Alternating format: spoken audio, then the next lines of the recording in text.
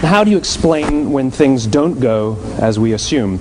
Or better, how do you explain when others are able to achieve things that seem to defy all of the assumptions? For example, why is Apple so innovative? Year after year after year after year, they're more innovative than all their competition. And yet, they're just a computer company. They're just like everyone else. They have the same access to the same talent, the same agencies, the same consultants, the same media. Then why is it that they seem to have something different? Why is it that Martin Luther King led the civil rights movement? He wasn't the only man who suffered in a pre-civil rights America, and he certainly wasn't the only great orator of the day. Why him?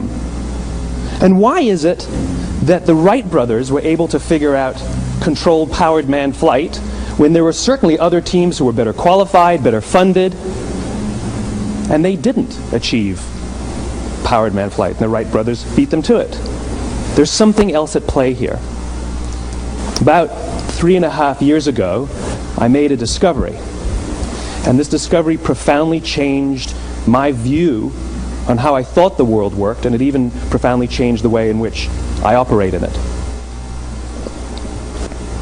As it turns out, there's a pattern. As it turns out, all the great and inspiring leaders and organizations in the world, whether it's Apple or Martin Luther King or the Wright brothers, they all think, act, and communicate the exact same way, and it's the complete opposite to everyone else. All I did was codify it.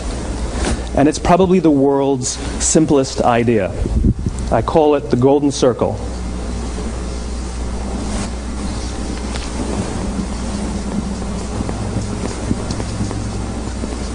Why, how, what? This little idea explains why some organizations and some leaders are able to inspire where others aren't. Let me define the terms really quickly. Every single person, every single organization on the planet knows what they do, 100%. Some know how they do it, whether you call it your differentiating value proposition or your proprietary process or your USP. But very, very few people or organizations know why they do what they do. And by why, I don't mean to make a profit. That's a result. It's always a result. By why, I mean what's your purpose? What's your cause? What's your belief? Why does your organization exist? Why do you get out of bed in the morning? And why should anyone care? Well, as a result, the way we think, the way we act, the way we communicate is from the outside in. It's obvious. We go from the clearest thing to the fuzziest thing.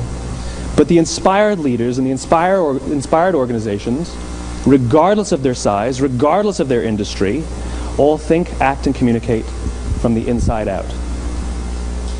Let me give you an example. I use Apple because they're easy to understand and everybody gets it. If Apple were like everyone else, a marketing message from them might sound like this: we make great computers.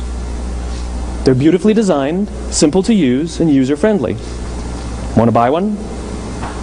Meh.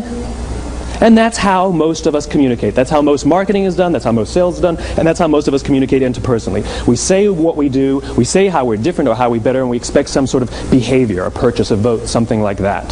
Here's our new law firm. We have the best lawyers with the biggest clients. We have, we always perform for our clients, do business with us. Here's our new car. It gets great gas mileage. It has, leather seats. Buy our car. But it's uninspiring. Here's how Apple actually communicates. Everything we do, we believe in challenging the status quo. We believe in thinking differently. The way we challenge the status quo is by making our products beautifully designed, simple to use, and user-friendly. We just happen to make great computers. Want to buy one? Totally different, right? You're ready to buy a computer from me. All I did was reverse the order of the information. What it proves to us is that people don't buy what you do, people buy why you do it. People don't buy what you do, they buy why you do it.